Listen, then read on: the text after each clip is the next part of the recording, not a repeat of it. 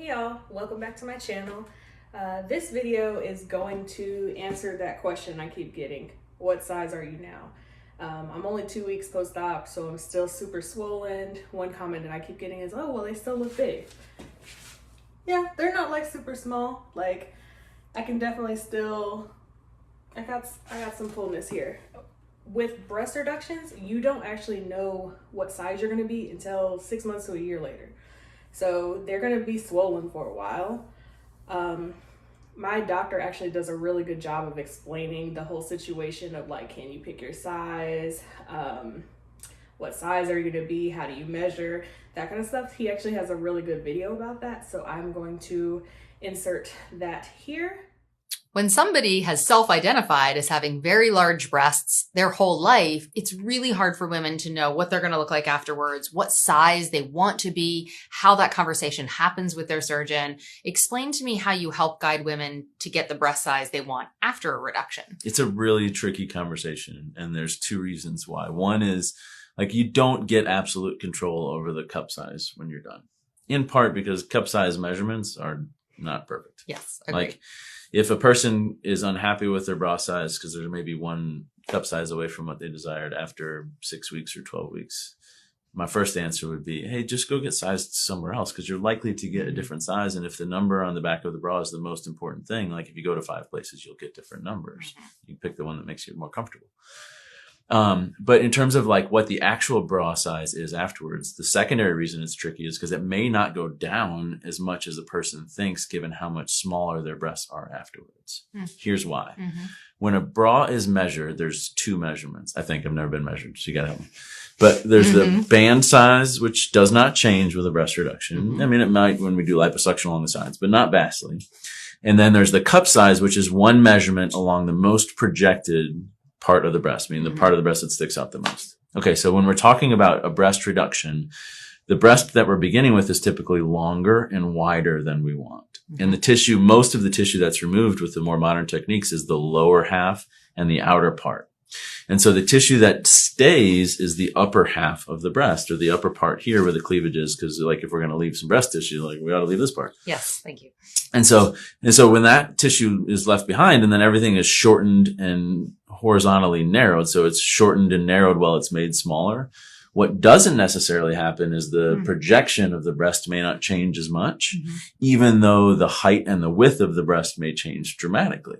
And so when you get sized for a breast, it just measures that one thing. It's not actually measuring the size of your breasts. That's why one person's double D is vastly different than another person's double D.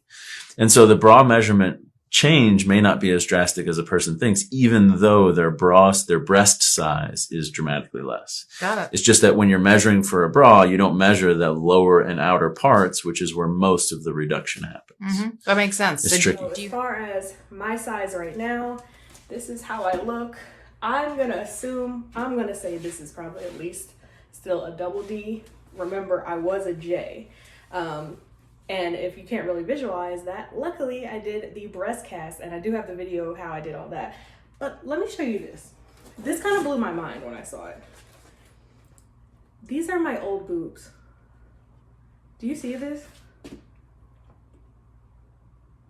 Yeah, these are my old boobs.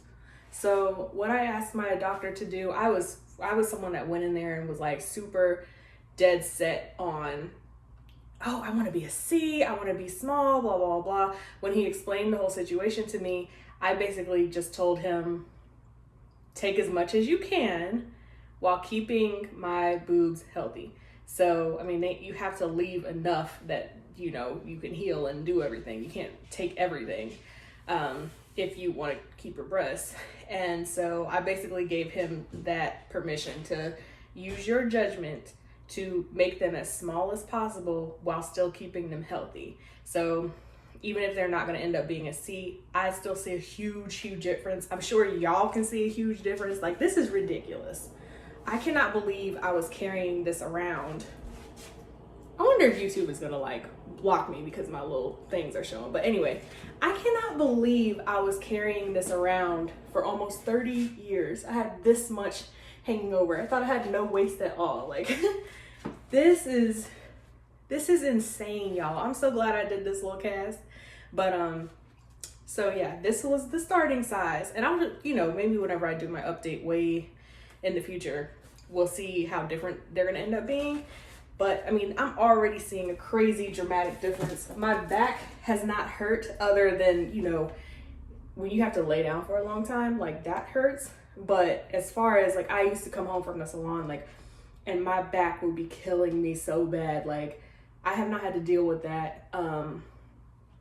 It's made a major difference. I can definitely, I mean, I can even tell in my posture is more straight up. I don't remember if I've mentioned this before, but they took about 2 pounds out of each one of my breasts, and you can see like what the difference is. Like, it's kind of insane. So right now with these, they're not, when you first get a breast reduction, they're more full and round up at the top, and you can see they're up. And eventually they're going to settle down where this is going to kind of smooth out and be a little bit more, you know, like a regular natural boob shape. But right now they're super round and super like full at the top. They take all your removal comes from down here. So it's less full here at first until it gets a chance to settle. It's already started to like kind of soften up a little bit. They were like super hard like at first. And yeah, so this is what I'm working with after 2 weeks. Like I said, still super swollen. I haven't done, I don't have like a rigid faja yet. My incisions are still closing. I still have tape underneath here until about my 6-week appointment, which will, I mean, we got a few weeks for that. But yeah, so choosing a size, you don't really get to choose a size. You just have to decide, do you just want a little bit smaller? Do you want them, you know, significantly smaller? It's something you have to talk to your doctor about. All bras are measured differently. We have a weird standard of the way that we measure things. So when I keep getting the question, what size are you now? I don't know. It's still swollen. And yeah, so I guess that answers your question. But if you have any other questions or any other comments or things that you've been wondering about when it comes to breast reduction, plastic surgery stuff, whatever, please leave them below. I'm going to be trying to answer as many questions as I can and be as thorough as I can, and kind of let you know whatever stuff I wasn't necessarily expecting that has come out of this. So yeah, thank you guys. Bye.